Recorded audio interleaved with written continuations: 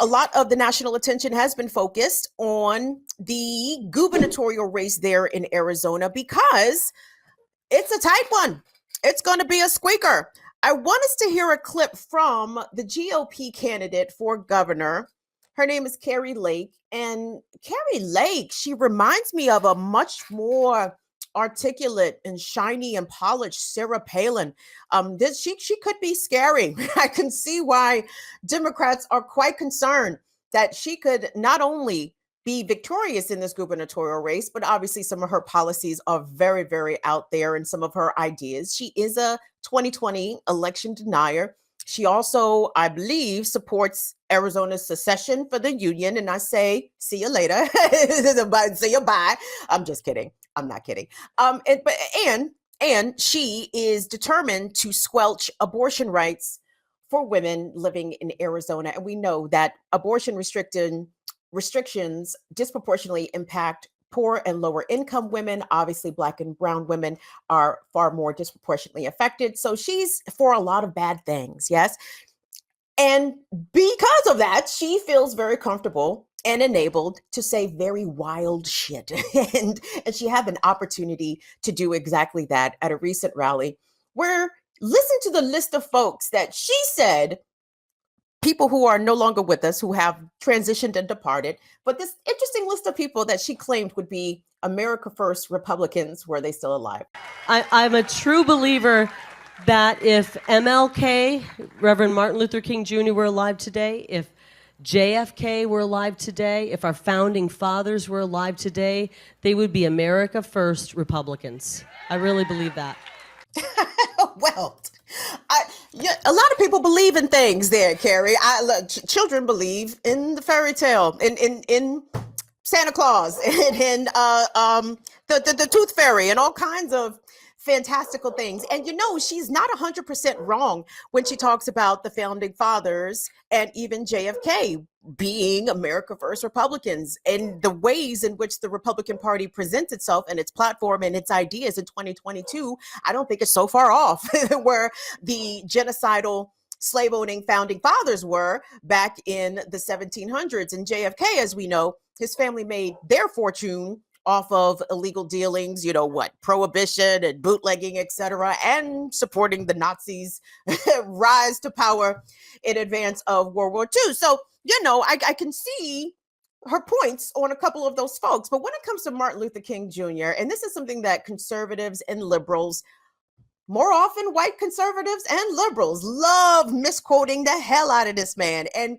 Martin Luther King can't get no rest. He can't get no rest because people keep misquoting him and taking all of his stuff out of context. And it's willful at this point. And this is why the accurate teaching of American history is so vitally important, because people will be whole ass radicals out here, and then they will get reduced to a McDonald's I Have a Dream commercial during Black History Month. It's really disgusting. But I want, in case you folks or anyone watching, or maybe this clip will make the right ring rounds, and maybe they'll learn something. But I want us to play a quick montage of Dr. King and some of his very leftist positions, right? Dr. King, because he was a pastor, does not make him conservative. It's impossible to advocate for Black liberation and be conservative about this shit. That is a radical concept in colonialist America, right? Like, Black people being free, what are you talking about?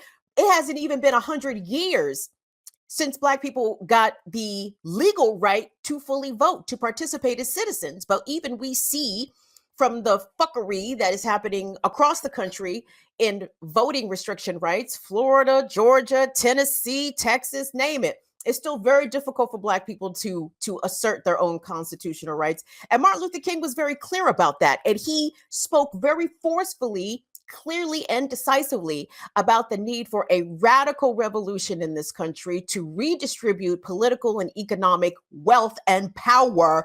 Let me say that word again, redistribute, not march for 1,000 years, not vote for 1,000 years, fucking distribute the wealth and political power in this country away from those who have it over concentrated in their hands to those that actually have none. So I want us to take a quick look at this compilation of some of Martin Luther King's greatest leftist socialist hits. We must also realize that the problems of racial injustice and economic injustice cannot be solved without a radical redistribution of political and economic power.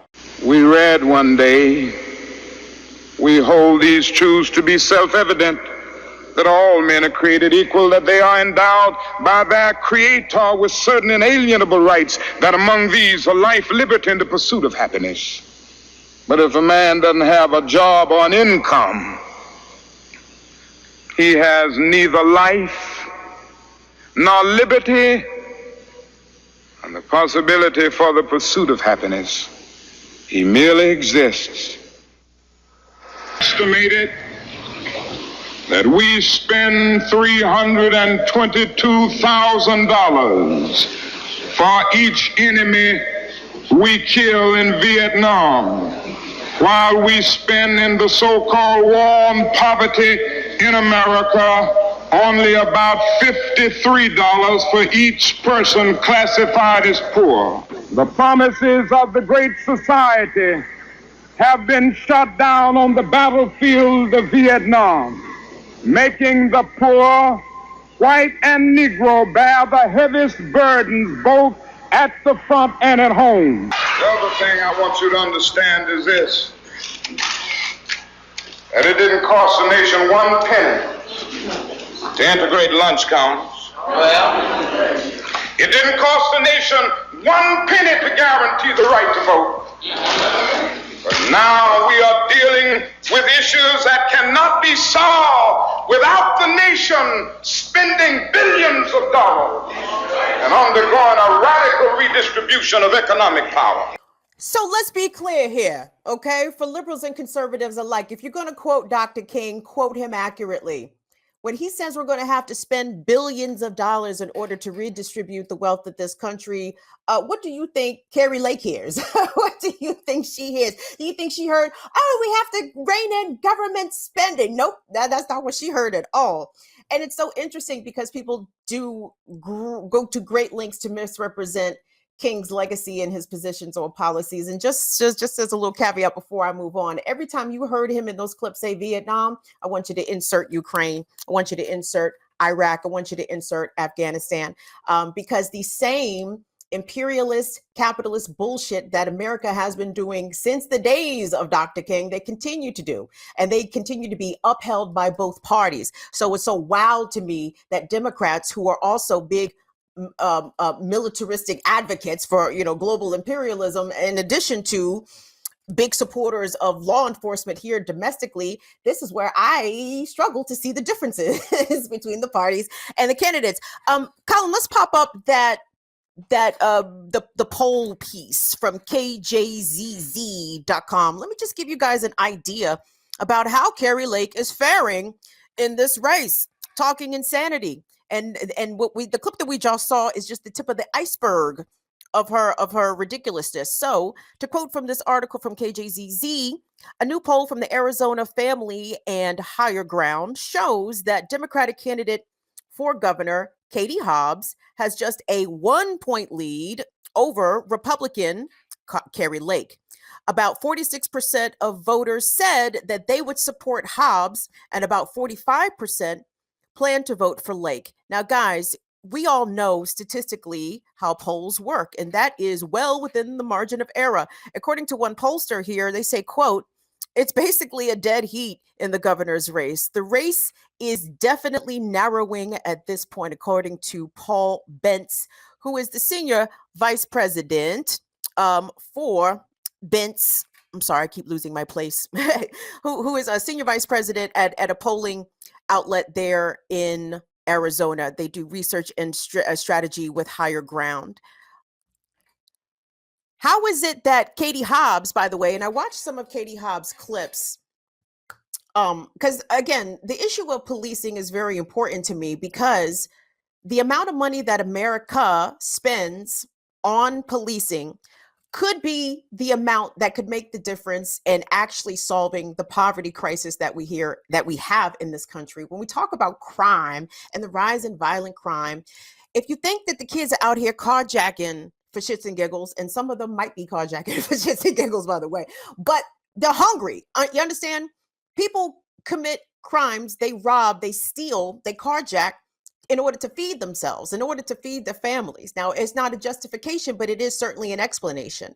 And the amount of money that gets spent on law enforcement, policing, incarceration is absolutely enough money to resolve the poverty crisis, which in turn would resolve the crime crisis.